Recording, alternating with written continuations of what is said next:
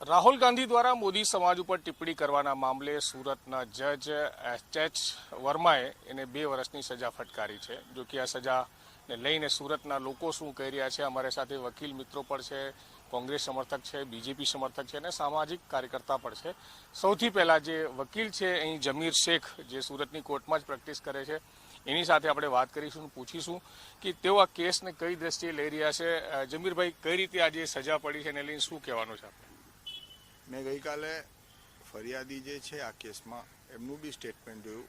ગુજરાત ગાર્ડિયનમાં એમનું સ્ટેટમેન્ટ છે કે આ લડાઈ કોઈ રાજકીય લડાઈ નહોતી, આ સમાજની લડાઈ હતી. હવે આઈપીસી કલમ 499 ને 500, આઈપીસી 499 500 જો એને વંચાણે લઈએ તો સમાજનું ડેફોર્મેશન આ સેક્શન કવર કરતી નથી. વર્ડ યુઝ થયો છે પર્સન. હું કોઈ વ્યક્તિની માનહાનિ કરું, ઇન્ડિવિજ્યુઅલની, તો આ સેક્શન હેઠળ કાર્યવાહી થાય.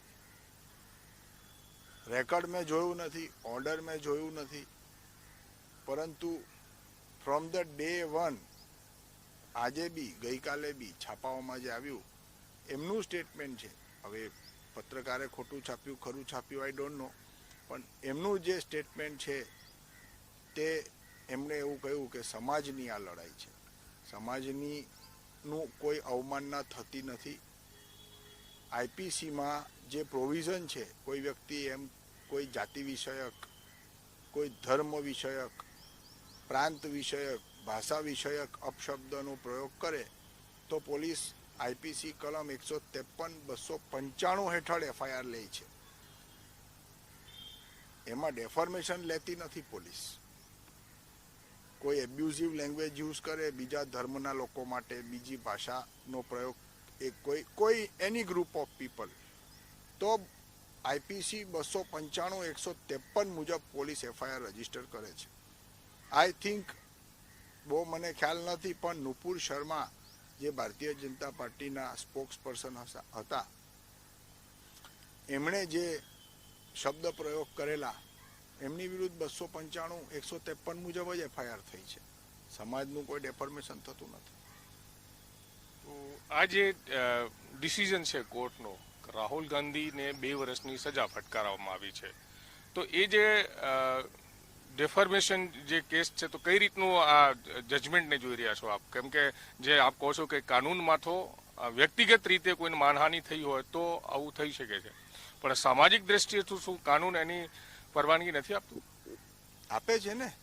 કોઈ સમાજ, કોઈ ધર્મ, કોઈ ગ્રુપ ઓફ પીપલ માટે તમે ખરાબ અપશબ્દનો પ્રયોગ કરો તો 295, 153 મુજબ કાર્યવાહી થાય છે. પરંતુ ગઈકાલે જે ચુકાદો આવ્યો છે, છાપાઓમાં જોયું, એમાં સેક્શન 499, 500 કાર્યવાહી થઈ છે. 499, 500માં કોઈ સમાજને માટે ઉપયોગ કરેલા ખોટા વર્ડ્સ હોય એમાં કાર્યવાહી થઈ શકે નહીં, એવું મારું વકીલ તરીકે માનવું છે. આઈ મે બી રોંગ, પણ એઝ એન એડવોકેટ મારું એવું માનવું છે કે જજમેન્ટ હજુ અભ્યાસ કરવાનો બાકી છે, પરંતુ 499માં સમાજ પડતો નથી, વ્યક્તિ, ઇન્ડિવિજ્યુઅલ. દાખલા તરીકે રાહુલ ગાંધી જે સ્ટેટમેન્ટ આપેલું કર્ણાટકામાં કે મોદી સરનેમ પર એને આપ્યો હતો, તો મોદી સરનેમ તો સમાજ પર લાગુ પડે, વ્યક્તિ પર લાગુ નહીં પડતી? હવે મોદી નામનો કોઈ સમાજ નથી સાહેબ, જુદા જુદા સમાજ છે. કોળી પટેલ છે, મુસ્લિમોમાં બી મેમણ છે, ક્રિશ્ચનોમાં બી છે, હિન્દુઓમાં ઘાચી સમાજ છે. મોદી કયો સમાજ છે? પહેલી વાર ખબર પડી. તમે જે સરકારનું શિડ્યુલ છે, જેમાં એસસી, એસટી જે કોમ્યુનિટીઝ છે, એ આખું લિસ્ટ કઢાવો તમે, એમાં મોદી નામનો કોઈ સમાજનો ઉલ્લેખ છે? મને નથી ખબર, આઈ ડોન્ટ નો.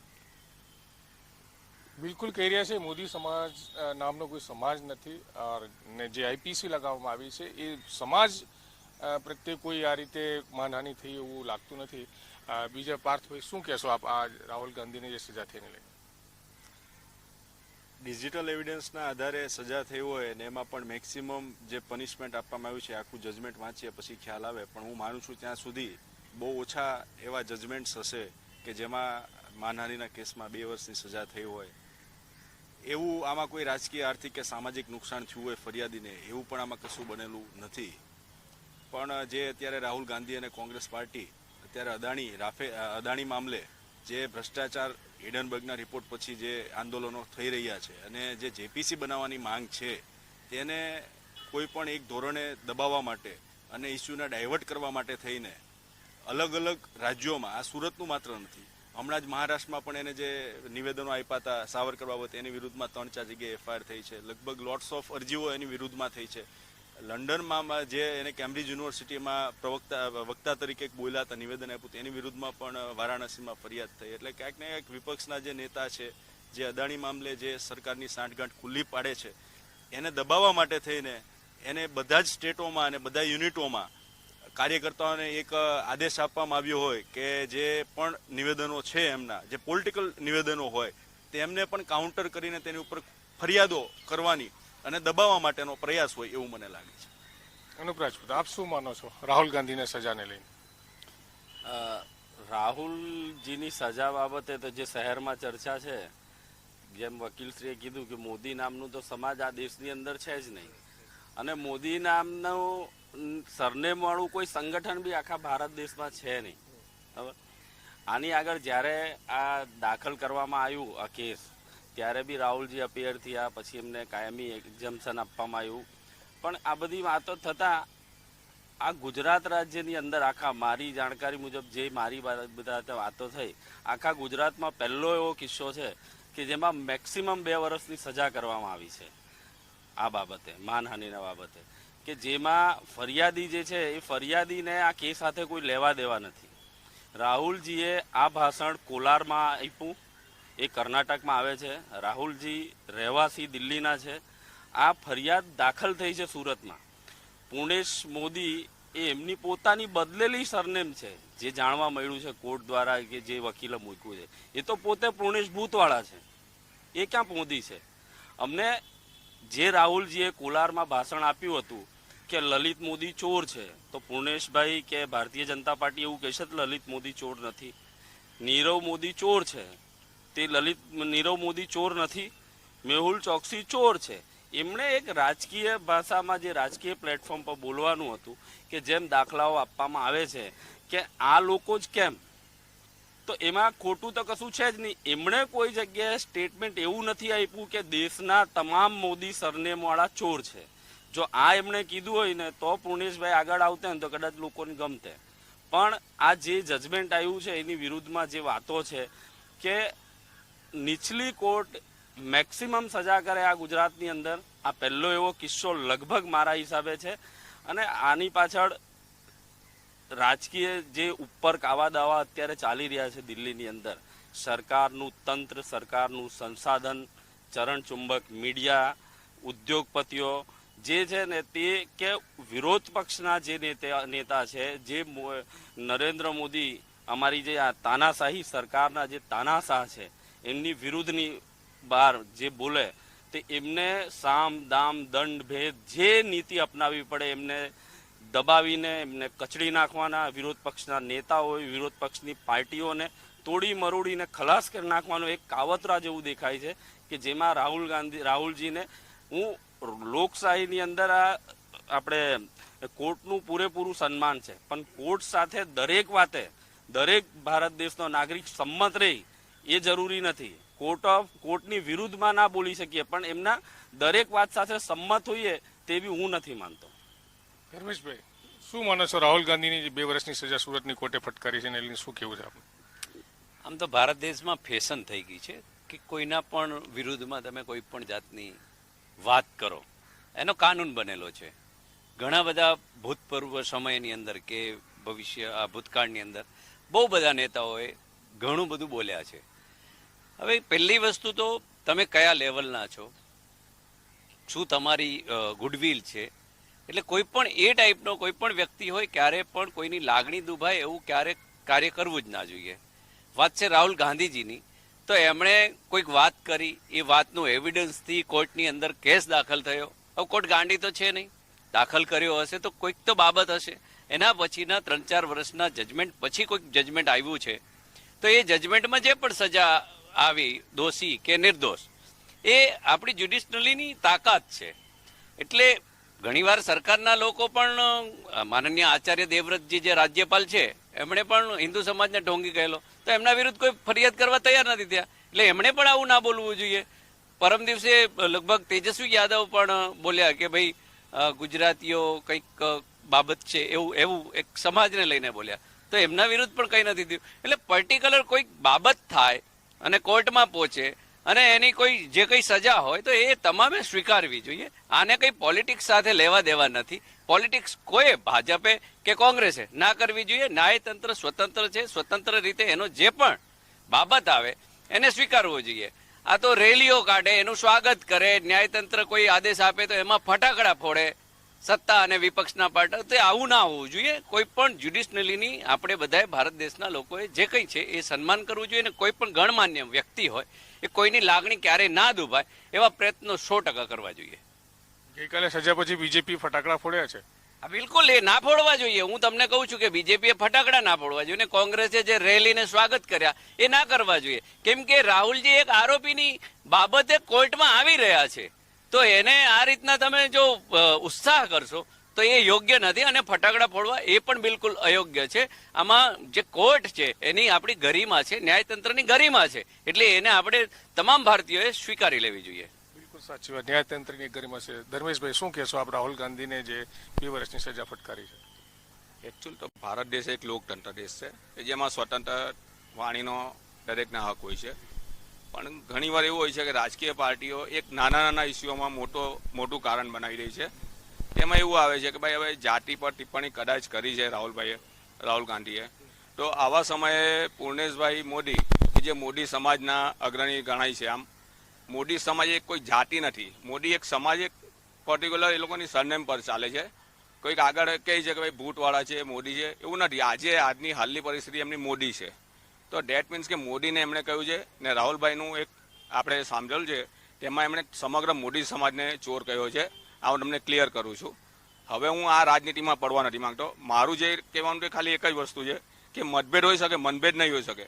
હવે રાજકીય તમે લડાઈઓમાં જાતિ સુધી જાઓ ને પબ્લિકને એટ્રેક્ટ કરવા માંગો છો કે ભાઈ આ ચોર છે, આ સાહુકાર છે. સાહુકારને ચોર તમે કામ સાબિત કરવાના છો? ન્યાયતંત્ર આપણે આપેલું જ છે. આજે હું ગઈકાલના ચુકાદાથી એટલું એપ્રિશિએટ કરું છું કે ન્યાયતંત્ર પર લોકોનો ભરોસો ઉત્તમ થશે કે ગમે તેવો મોટો વગદાર નેતા હશે કે ગમે તેવો મોટો કોઈ પણ હશે તેને સજા થશે જ. વધારે સજા થઈ, ઓછી સજા થઈ, એ ક્લિયરન્સ જજને કોર્ટો કરશે કે ન્યાયતંત્રમાં આગળ અપીલમાં જઈ શકશે રાહુલભાઈ. આગળ જે કંઈ નવું જજમેન્ટ આવશે તે પણ સ્વીકારશે. પણ ન્યાયતંત્ર પર જે ભરોસો આવેલો છે પબ્લિકને, તે ગઈકાલના ચુકાદા પરથી આવેલો છે. આભાર. તો બિલકુલ ન્યાયતંત્ર પર જે ભરોસો લોકોને વધુ મજબૂત થયું છે એવું કહી રહ્યા છે. ગૌરાંગભાઈ, જે 2 વર્ષની સજા રાહુલ ગાંધીને થઈ છે એની શું આપનો સ્ટેટમેન્ટ છે? બાય ડે 1 થી જોઈએ રાજકીય ફરિયાદ ઊભી કરવામાં આવી હોય તેવું સ્પષ્ટ મારું માનવું છે. ફરિયાદી છે તે રાજકીય પોતે હોદ્દો ધરાવે છે, મંત્રી રહી ચૂક્યા છે, અને જેમ ભાઈએ કહ્યું તેમ ચુકાદો આવે પછી કોઈ સમાજના લોકોએ ઉજવણી નથી કરી કે સમાજ ખુશ છે, કોર્ટે અમારા સમાજને ન્યાય આપ્યો, એવું નથી. ફક્ત ને ફક્ત ભારતીય જનતા પાર્ટીના કાર્યાલય પર ફટાકડા ફૂટે. સમાજની અંદર કોઈ દુઃખ નહોતું કે પછી એમાં ઉજવણી કોઈ સમાજે કરી નથી કે રાહુલ ગાંધી અમારા સમાજ વિરુદ્ધ બોલ્યા એને સજા થઈ. કોઈ સમાજ બહાર આવ્યો નથી. એટલે પહેલી વસ્તુ આ શરૂઆતથી જ રાજકીય ફરિયાદ હતી. ભારત દેશના ઇતિહાસમાં આજથી વર્ષોથી આવી ટીકા ટિપ્પણીઓ ચાલતી જ આવે છે, આરોપ પ્રત્યારોપ ચાલતા હોય છે. ત્યાં આવી રીતે ખોટા કેસ ઊભા કરવા અને ક્યાંક ને ક્યાંક અભિવ્યક્તિની જે સ્વતંત્રતા પર તળાપ મારવું, એ મને એવું સ્પષ્ટ લાગે છે કે આનાથી ક્યાંક ને ક્યાંક લોકોમાં બોલવા બાબતે પણ હવે માપીને બોલવું તેવું આ સરકાર સામે બોલવામાં ડર લાગશે એવું મને સ્પષ્ટ દેખાઈ આવે છે. અને રહી વાત બીજી કે સરકાર, કોંગ્રેસ પક્ષ આની સામે અપીલમાં જશે અને અમને વિશ્વાસ છે કે ઉપરી અદાલત ચુકાદો ફેરવશે. બિલકુલ, કોંગ્રેસ સમર્થક જે ભાઈ કહી રહ્યા છે, શું નામ છે આપનું? विनोद कुशवाहा। વિનોદભાઈ, શું કહેવું છે તમારી 2 વર્ષની રાહુલ ગાંધીની સજા થઈ એને લઈને? राहुल गांधी को जो सजा हुई है वो सही बात है कि कर्नाटक में उन्होंने पहले मेहुल चोकसी का नाम लिया, नीरव मोदी का नाम लिया और एक और आदमी का नाम लिया। इसके बाद बोला कि मोदी ही क्यों सब चोर होते हैं।